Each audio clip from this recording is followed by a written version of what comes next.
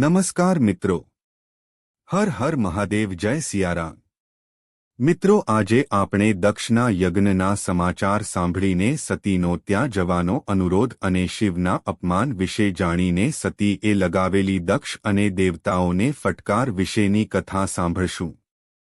જો તમે આ ચેનલ પર નવા હો તો આ વિડિયોને લાઇક કરો અને ચેનલ સબસ્ક્રાઇબ કરો, જેથી તમને આવી જ ભક્તિમય કથાઓનો આસ્વાદ મળતો રહે।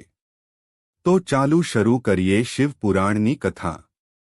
બ્રહ્માજી કહે છે, નારદ, જ્યારે દેવતાઓ અને ઋષિઓ ખૂબ જ ઉત્સાહ અને આનંદ સાથે દક્ષના યજ્ઞમાં જઈ રહ્યા હતા, તે જ સમયે દક્ષની પુત્રી દેવી સતી તેના મિત્રોથી ઘેરાયેલી ગંધમાદન પર્વત પર હૃથી ઢંકાયેલા ધારગૃહમાં વિવિધ પ્રકારના અદ્ભુત રમતોમાં મગ્ન હતી। તે સમયે દેવી સતી, જે ખુશીથી રમતમાં મગ્ન હતી, તેમણે ચંદ્રને રોહિણી સાથે દક્ષ યજ્ઞમાં જતા જોયો। આ જોઈને તેણે તેની પ્રિય અને શ્રેષ્ઠ મિત્ર વિજયાને કહ્યું, વિજયા, મારા મિત્રોમાં સૌથી શ્રેષ્ઠ, જલ્દી જાઓ અને પૂછો, આ ચંદ્રદેવ રોહિણી સાથે ક્યાં જઈ રહ્યા છે? સતીએ આ આદેશ આપતા વિજયા તરત જ તેમની પાસે ગઈ અને યોગ્ય સૌજન્યથી પૂછ્યું, ચંદ્રદેવ, તમે ક્યાં જાવ છો? વિજયાનો આ પ્રશ્ન સાંભળીને ચંદ્રદેવે આદરપૂર્વક પોતાની યાત્રાનો હેતુ જણાવ્યો। તેમણે દક્ષના ઘરે થયેલા યજ્ઞ ઉત્સવ વગેરેની આખી વાર્તા કહી સંભળાવી। આ બધું સાંભળીને વિજયા ખૂબ જ ઉતાવળે દેવી પાસે આવી અને ચંદ્રે જે કહ્યું હતું તે બધું કહ્યું। આ સાંભળીને કાલિકા સતી દેવી ખૂબ જ આશ્ચર્યચકિત થઈ ગયા। ઘણું વિચાર્યા પછી પણ તે પોતાના ઘરે માહિતી ન મળવાનું કારણ સમજી શકી નહીં। પછી તે ગણોથી ઘેરાયેલા પોતાના ગુરુ ભગવાન શિવ પાસે આવી અને ભગવાન શંકરને પૂછ્યું। સતીએ કહ્યું, પ્રભુ, મેં સાંભળ્યું છે કે મારા પિતાના ઘરે એક ખૂબ મોટો યજ્ઞ યોજાઈ રહ્યો છે। ત્યાં એક મોટો ઉત્સવ થશે। બધા દેવર્ષિઓ ત્યાં ભેગા થઈ રહ્યા છે।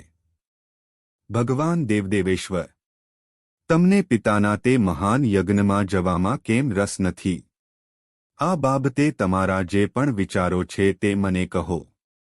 મહાદેવ, મિત્રોનું કર્તવ્ય છે કે તેઓ એકબીજા સાથે ભળે।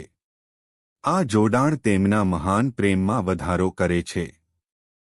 તેથી, હે પ્રભુ, મારા માલિક, તમે કૃપા કરીને મારી વિનંતી સ્વીકારો અને શક્ય તેટલા પ્રયત્નો કરો અને આજે જ મારી સાથે પિતાની યજ્ઞશાળામાં આવો।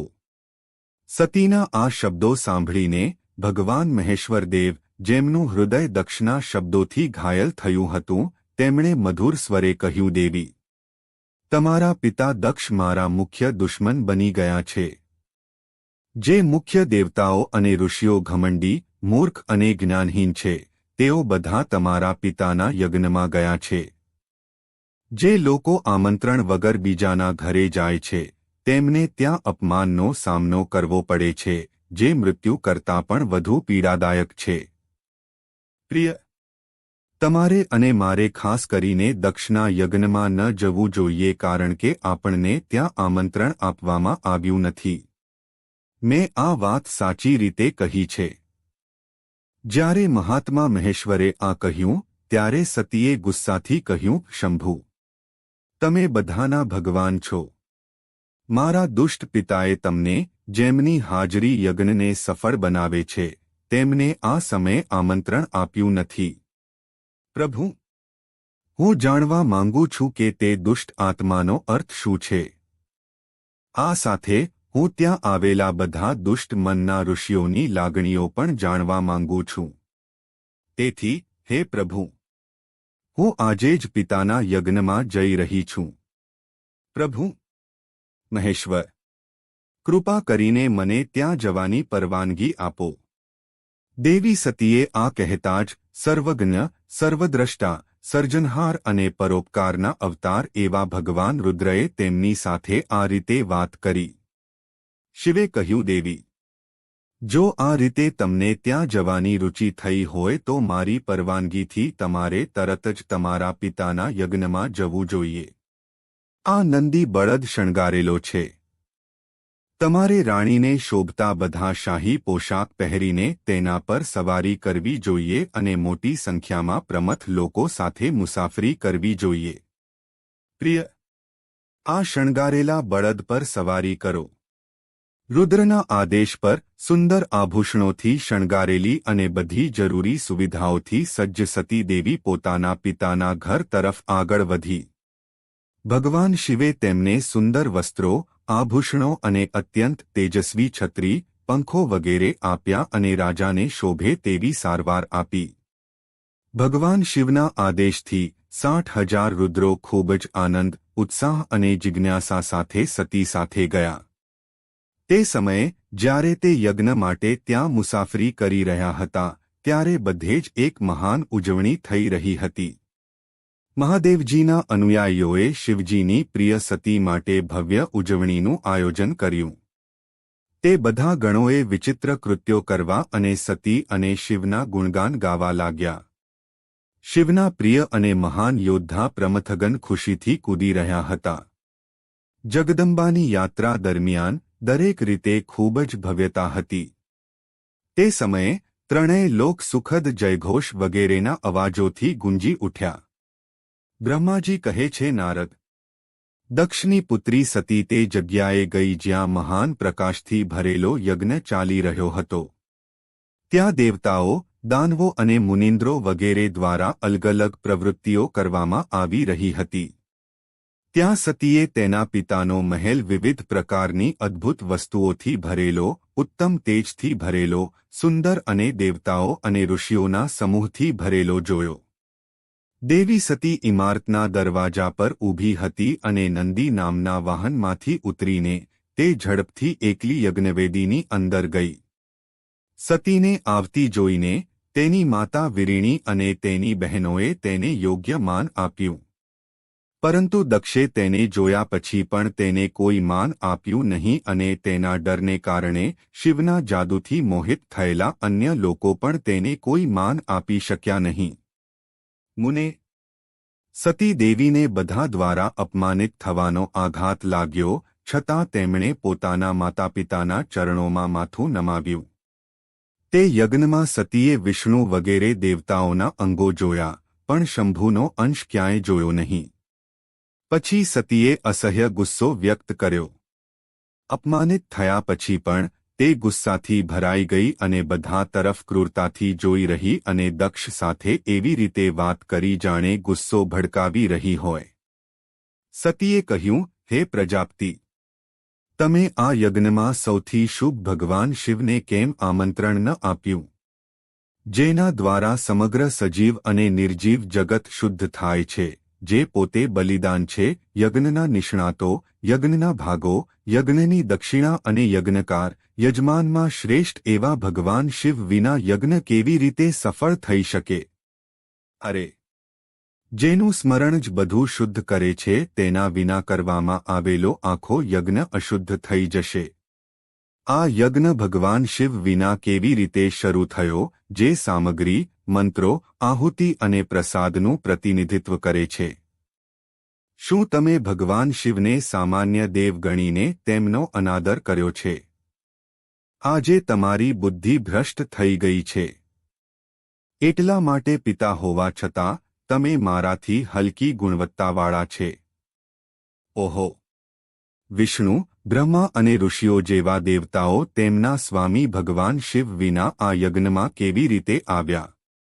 આ કહ્યા પછી દેવી સતીએ શિવના રૂપમાં ભગવાન વિષ્ણુ, બ્રહ્મા, ઇન્દ્ર અને બધા ઋષિઓ સહિત બધા દેવતાઓને ખૂબ જ કઠોર શબ્દોમાં ઠપકો આપ્યો.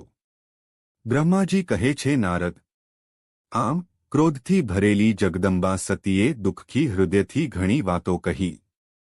સતીના શબ્દો સાંભળીને ભગવાન વિષ્ણુ સહિત બધા દેવતાઓ અને ત્યાં હાજર ઋષિઓ ચૂપ રહ્યા. પુત્રીના આવા શબ્દો સાંભળીને દક્ષ ગુસ્સે થયો અને ક્રૂર નજરે સતી તરફ જોયું અને આમ કહ્યું. દક્ષે કહ્યું, પુત્રી, આ બધું કહેવાનો શું ફાયદો? આ સમયે તમારી પાસે અહીં કોઈ કામ નથી. તમે જાઓ કે રહો, તે તમારી ઈચ્છા પર આધાર રાખે છે. તમે અહીં કેમ આવ્યા? બધા વિદ્વાનો જાણે છે કે તમારા પતિ શિવ એક અશુભ સ્વરૂપ છે. તેઓ ભદ્ર વર્ગના પણ નથી. તેમને વેદમાંથી બાકાત રાખવામાં આવ્યા છે અને તેઓ ભૂત, આત્મા અને રાક્ષસોના સ્વામી છે.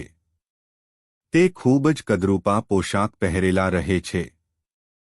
એટલા માટે રુદ્રને આ યજ્ઞ માટે આમંત્રણ આપવામાં આવ્યું નથી. દીકરી, હું રુદ્રને ખૂબ સારી રીતે ઓળખું છું. તેથી મેં તેમને જાણી જોઈને ઋષિઓના મેળાવડામાં આમંત્રણ આપ્યું નથી. રુદ્રને શાસ્ત્રોનો અર્થ ખબર નથી. તે ઘમંડી અને દુષ્ટ મનનો છે. મેં ભગવાન બ્રહ્માની સલાહથી તારા લગ્ન તેની સાથે કરાવ્યા.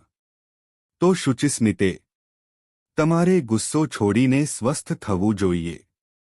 જો તમે આ યજ્ઞમાં આવ્યા છો તો તમારો હિસ્સો જાતે લો.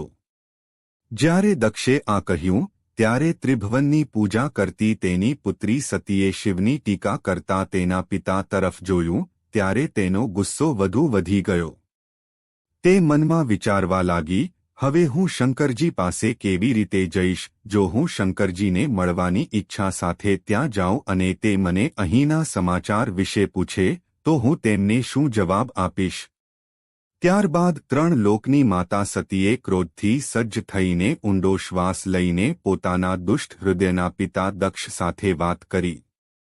સતીએ કહ્યું, જે કોઈ ભગવાન મહાદેવની નિંદા કરે છે અથવા જે તેમની નિંદા સાંભળે છે તે બંને ચંદ્ર અને સૂર્યના અસ્તિત્વ સુધી નરકમાં રહે છે. તમે નરકમાં જશો. તેથી હું મારા આ શરીરનો ત્યાગ કરીશ અને સળગતી અગ્નિમાં પ્રવેશ કરીશ. હવે મારા માલિકનો અનાદર સાંભળ્યા પછી મારો જીવ બચાવવાનો શું અર્થ છે?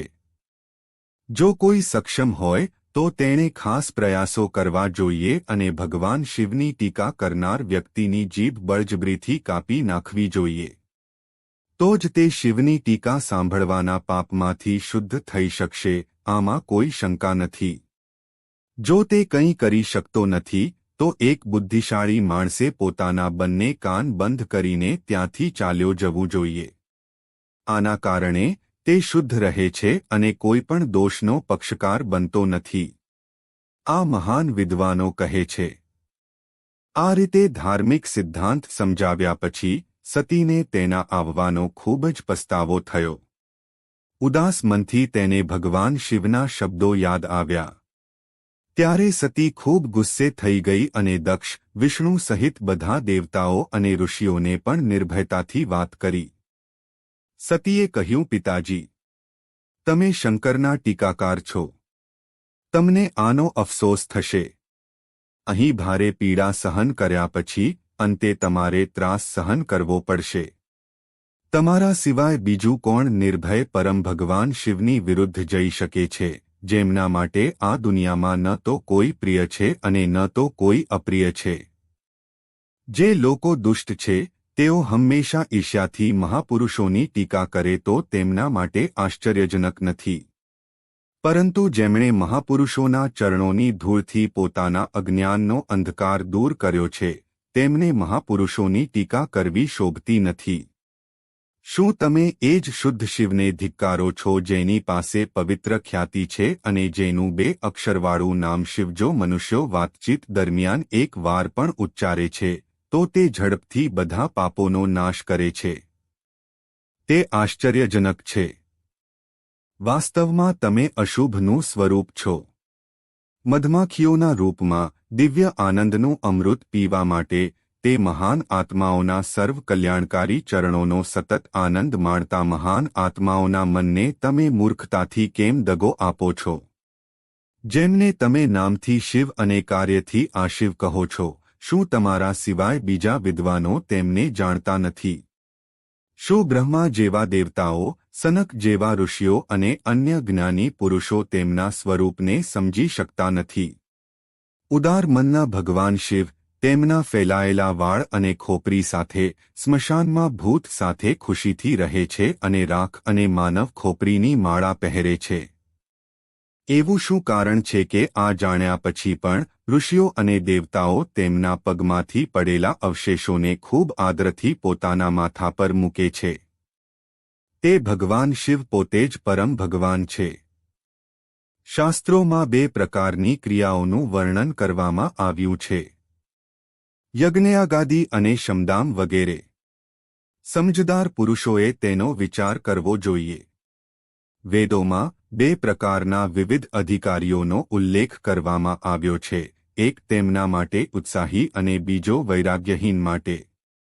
બંને પ્રકારની ક્રિયાઓ એકબીજાથી વિરોધાભાસી હોવાથી એક જ કર્તા દ્વારા બંને પ્રકારની ક્રિયાઓ એકસાથે કરી શકાતી નથી. ભગવાન શંકર પરમબ્રહ્મા છે. બંને પ્રકારના કાર્યોને તેમનામાં કોઈ સ્થાન નથી. તેમને કોઈ કર્મ પ્રાપ્ત થતું નથી. તેમને કોઈ પણ પ્રકારના કર્મ કરવાની જરૂર નથી. પિતા, આપણી સંપત્તિ અવ્યક્ત છે. તેના કોઈ વ્યક્ત લક્ષણો નથી. ફક્ત સ્વજાગૃત મહાપુરુષો જ હંમેશા તેનું સેવન કરે છે. તે ભવ્યતા એ સુખોથી ઘણી આગળ છે જે મહેનતુ લોકો બલિદાનની વેદીઓ પર રહીને અને ત્યાંના ખોરાકથી તૃપ્ત થઈને મેળવે છે. જે મહાન પુરુષોની ટીકા કરે છે અને દુષ્ટ છે તેના જન્મ પર શરમ આવે.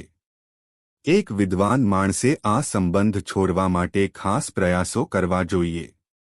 જ્યારે ભગવાન શિવ મને દક્ષાયણી કહીને બોલાવશે, તમારા સાથેના મારા સંબંધને દર્શાવશે, ત્યારે મારું મન અચાનક ખૂબ જ ઉદાસ થઈ જશે. તેથી આ ક્ષણે હું ચોક્કસપણે આ શરીરનો ત્યાગ કરીશ જે તમારા શરીરમાંથી ઉત્પન્ન થયું છે અને હંમેશા શબની જેમ ઘૃણાસ્પદ છે, અને આમ કરવાથી હું ખુશ થઈશ. હે દેવો અને ઋષિઓ, તમે બધા મારી વાત સાંભળો. તમારા હૃદયમાં દુષ્ટતા પ્રવેશી ગઈ છે.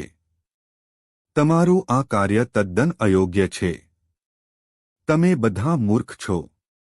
કારણ કે તમને શિવની ટીકા અને ઝઘડા ગમે છે. તેથી આ દુષ્કર્મ માટે તમને ભગવાન હરિ તરફથી ચોક્કસ સંપૂર્ણ સજા મળશે. બ્રહ્માજી કહે છે, નારદ, તે યજ્ઞમાં દક્ષ અને દેવતાઓને આ વાત કહીને સતી દેવી શાંત થઈ ગઈ અને મનમાં પોતાના પ્રિય ભગવાન શિવનું સ્મરણ કરવા લાગી. તો મિત્રો, આ હતી શિવ પુરાણની કથા. આશા છે કે આપને આ વિડિયો પસંદ આવ્યો હશે. જો પસંદ આવ્યો હોય તો આ વિડિયોને લાઇક અને આ ચેનલને સબસ્ક્રાઇબ કરવાનું ભૂલતા નહીં. આ વિડિયોને તમારા મિત્ર મંડળ અને પરિવાર સાથે શેર કરવા વિનંતી કે જેથી વધુમાં વધુ લોકો આ શિવ પુરાણની કથાનો આસ્વાદ લઈ શકે. ફરી મળીશું એક નવા અધ્યાય સાથે. હર હર મહાદેવ.